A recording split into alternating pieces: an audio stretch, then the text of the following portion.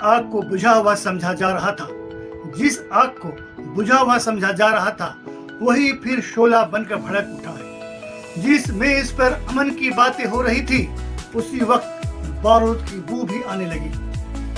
हमने समझा था कि अब जंग का किस्सा होगा खत्म, मगर हर सुलह के पीछे नया तूफान निकल आया है। सलाम, नमस्कार, आदाब अर्ज़ है। मैं हूं अली अहमद और आप देख रहे हैं आपकी आवाज 110। दोस्तों, मिडिल ईस्ट एक बार फिर सुर्खियों में है। हुर्मुज से लेकर तेहरान तक, कतर से लेकर बेरूत तक और गाजा से लेकर तेल के बाजार तक हर तरफ बेचैनी बढ़ती दिखाई दे रही है। एक तरफ बातचीत चल रही है, दूसरी तरफ मिसाइलें चल रही हैं। एक तरफ अमन की बात हो रही है, दूसरी तरफ धमाकों की खबरें आ रही है। और सबसे बड़ा सवाल ये है, क्या ये वाकई किसी को अमन मंजूर नहीं है, या फिर शांति की हर कोशिश को बार बार निशाना क्यों बनाया जा रहा है?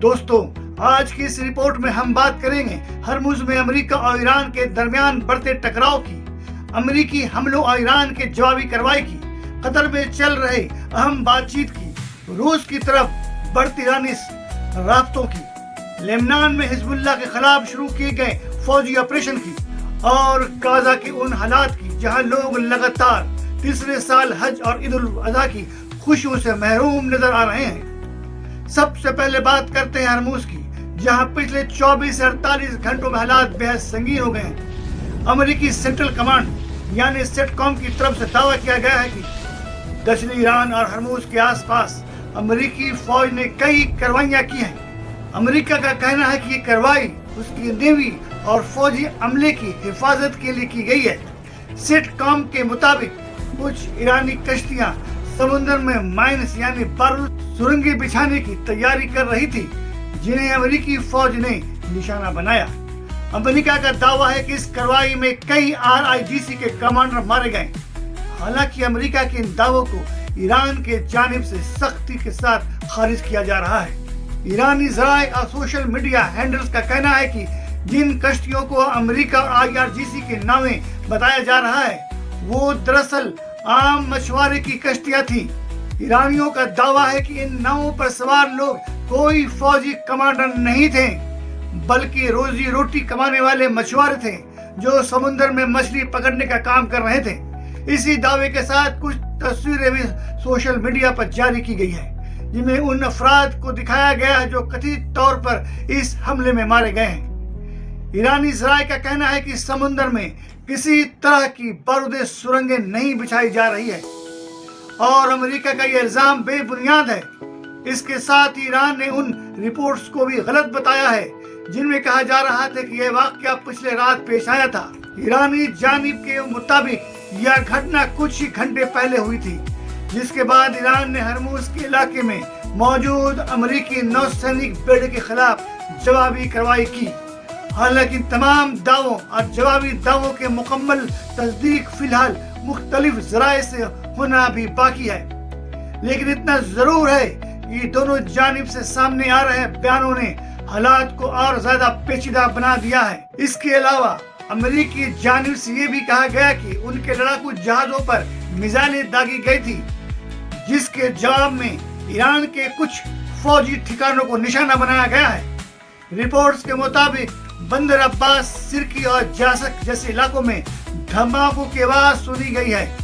कुछ खबरों में लारक, केशम और खार्क आइलैंड के आसपास भी फौजी गतिविधियां और हमलों का जिक्र किया गया है। हालांकि इन तमाम दावों की मुकम्मल तस्दीक अभी मुख्तलिफ ज़राए से होना बाकी है, लेकिन इतना जरूर कहा जा सकता है कि हरमुज और दक्षिण ईरान में हालात पहले के मुकाबले कहीं ज्यादा नाजुक हो चुके हैं। अब बात ईरान के जानिब से सामने आ रही खबरों की। ईरानी मीडिया और IRGC से जुड़े ज़राए का दावा है कि अमेरिका के कई ड्रोन मार गिराए हैं। कुछ रिपोर्ट्स में MQ-9 रीपर ड्रोन को गिराए जाने की बात कही गई है। इसके अलावा यह भी कहा जा रहा है कि ईरान ने अपने हवाई दिफाई निजाम को पूरी तरह चौकन्ना कर दिया है और अमेरिकी फौजी हरकतों पर कड़ी निगरानी रखी जा रही है। कुछ खबरों में लड़ाकू जहाजों को निशाना बनाए जाने के दावे भी सामने आए हैं। हालांकि इन खबरों की मुकम्मल तस्दीक अभी बाकी है, लेकिन اتنا صاف ہے کہ ایران دنیا کو یہ پیغام دینا چاہتا ہے کہ اگر حملہ ہوگا تو جواب بھی ملے گا۔ دوستو، یہاں ایک بات سمجھنا بہت ضروری ہے، ہرمز کوئی عام سمندری راستہ نہیں ہے۔ دنیا کے تیل کاروبار کا ایک بڑا حصہ اسی راستے سے ہو کر گزرتا ہے۔ یہی وجہ ہے کہ جب بھی ہرمز میں تناؤ بڑھتا ہے، پوری دنیا کی نگاہیں اس علاقے پر ٹک جاتی ہے، کیونکہ یہاں ہونے والا ہر واقعہ تیل کی قیمتوں سے لے کر دنیا بھر کے کاروبار اور معاشی حالت کو متاثر کر سکتا ہے۔ اب ذرا قطر کی طرف رخ کرتے ہیں، جہاں اس تمام تناؤ کے درمیان بات چیت کا سلسلہ ابھی بھی جاری ہے۔ رپورٹس کے مطابق ایران کے بدیش منتری عباس اراغچی، پارلیمنٹ کے اسپیکر محمد باقر کالیباف اور دوسرے اہم عہدیدار پہنچے ہوئے ہیں۔ بتایا جا رہا ہے کہ یہاں امریکہ اور ایران کے درمیان چل رہے تنازع کو کم کرنے اور کسی ممکن سمجھوتے کی راہ تلاش کرنے کی کوشش جاری ہے۔ دوسری طرف امریکی صدر ڈونلڈ ٹرمپ کا بیان بھی سامنے آیا ہے۔ ٹرمپ کا کہنا ہے کہ یا تو ایک بہت بڑی ڈیل ہوگی یا پھر کوئی ڈیل نہیں ہوگی، یعنی دونوں طرف بات چیت بھی جاری ہے اور تناؤ بھی۔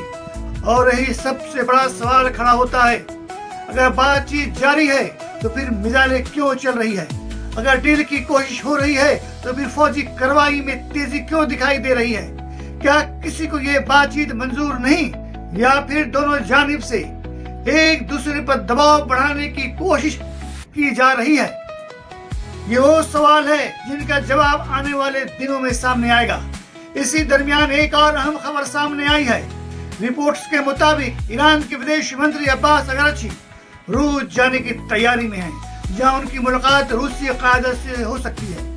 مڈل ایسٹ میں بڑھتے تناؤ اور یوکرین جنگ کے موجودہ حالات کو دیکھتے ہوئے اس ملاقات کو بہت اہم مانا جا رہا ہے، کیونکہ روس اور ایران کے درمیان بڑھتے تعلقات آنے والے دنوں میں علاقے کی سیاست پر گہرا اثر ڈال سکتا ہے۔ اب بات لبنان کی، جہاں حالات ایک بار پھر بگڑتے نظر آ رہے ہیں۔ اسرائیل نے حزب اللہ کے خلاف ایک بڑے فوجی آپریشن کا اعلان کیا ہے۔ اس آپریشن کو روز آف رائٹ نام دیا گیا ہے۔ اسرائیل کا دعویٰ ہے کہ حزب اللہ کی طرف سے بڑھتے ڈرون حملوں کے بعد یہ کارروائی ضروری ہو گئی تھی۔ بتایا جا رہا ہے کہ اس آپریشن کے تحت حزب اللہ کے ٹھکانوں، اس کے کمانڈروں اور اس کے فوجی ڈھانچے کو نشانہ بنایا جائے گا۔ اس کے بعد لبنان کے دکشنی علاقے اور بیروت کے کچھ حصوں سے لوگوں کے پلائن کی خبریں سامنے آئی ہے۔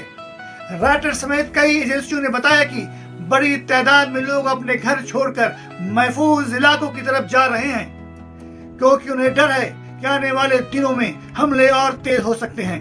یعنی اب تناؤ صرف ایران اور امریکہ تک محدود نہیں رہا، لبنان بھی اس آگ کی تپش محسوس کر رہا ہے۔ اور اب آخر میں بات غزہ کی کرتے ہیں، جہاں حالات آج بھی بہت دردناک بنے ہوئے ہیں۔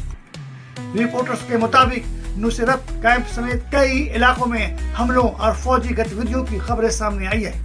کمال عدوان ہاسپٹل کے آس پاس بھی تناؤ کی خبریں آئی ہیں، جس میں مریضوں اور عام لوگوں میں خوف کا ماحول پیدا ہو گیا ہے۔ لیکن غزہ کی سب سے دردناک تصویر شاید کچھ اور ہے، اور وہ یہ ہے کہ لگاتار تیسرے سال وہاں کے بہت سے فلسطینی حج اور عید الاضحیٰ کی خوشیوں سے محروم بتائے جا رہے ہیں۔ جو لوگ برسوں سے مکہ جانے کا خواب دیکھتے تھے، جو اپنی باری کا انتظار کر رہے تھے، آج وہ جنگ، پابندیوں اور بند راستوں کی وجہ سے اس مقدس سفر سے دور ہیں۔ اور یہی جنگ کی سب سے بڑی قیمت ہوتی ہے جسے عام لوگ ادا کرتے ہیں۔ دوستو، اب ذرا اس پوری تصویر کو ایک ساتھ رکھ کر دیکھیے۔ ایک طرف قطر میں بات چیت ہو رہی ہے، دوسری طرف ہرموز میں تناؤ بڑھ رہا ہے۔ ایک طرف ڈیل کی باتیں ہو رہی ہیں، دوسری طرف میزائلوں اور ڈرون کی خبریں سامنے آ رہی ہے۔ ایک طرف دنیا امن کی امید کر رہی ہے اور دوسری طرف نئے مورچے کھلتے دکھائی دے رہے ہیں۔ اور یہی سب سے بڑا سوال پیدا ہوتا ہے۔ سوال پہلا ہے، اگر بات چیت جاری تھی تو پھر حالات اچانک اتنے گرم کیوں ہو گئے؟ سوال دوسرا، اگر امن کی کوشش ہو رہی تھی تو پھر فوجی کارروائی کی ضرورت کیوں محسوس ہوئی؟ سوال تیسرا، اگر مڈل ایسٹ میں کچھ طاقتیں ایسی ہیں جو ہر حال میں تناؤ کو زندہ رکھنا چاہتی ہے؟ سوال چوتھا اور سب سے اہم سوال، آخر اس کی قیمت کون چکا رہا ہے؟ واشنگٹن، تیل ابیب، تہران، یا پھر وہ عام لوگ جو ہر رات دھماکوں کے آواز سنتے ہیں، जो अपने घर छोड़ने पर मजबूर होते हैं, जो अपने बच्चों के मुस्तकबिल की फिक्र में जी रहे हैं। दोस्तों, एक सहाफी के तौर पर मेरा काम सवाल पूछना है और सख्त सवाल पूछना भी मेरा हक है, क्योंकि जमहूरियत में सवाल दुश्मनी नहीं होती, सवाल जवाबदेही की बुनियाद होती है। अगर अमन की बात हो रही है तो फिर जंग क्यों? अगर जंग जरूरी है तो फिर बातचीत क्यों?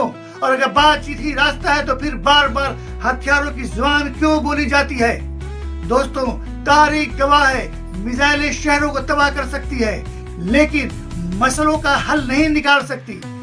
बारूद खामोशी तो पैदा कर सकता है, लेकिन भरोसा नहीं। और जब भरोसा टूट जाए तो सबसे पहले इंसानियत हारती है। जंग से मसले हल हुए हैं, ना होंगे कभी। गुफ्तगू बंद हो जाए तो रास्ते भी मर जाते हैं। फिलहाल इस रिपोर्ट में इतना ही। आप इस पूरे मामले को किस नजर से देखते हैं? क्या मिडिल ईस्ट अमन की तरफ बढ़ रहा है या एक नई जंग की तरफ? अपनी राय कमेंट बॉक्स में लिखिए। वीडियो पसंद आए तो लाइक कीजिए, चैनल को सब्सक्राइब कीजिए और इस रिपोर्ट को ज्यादा से ज्यादा शेयर कीजिए। मैं हूं अली अहमद और आप देख रहे थे आपकी आवाज 110। खुदा हाफिज। जय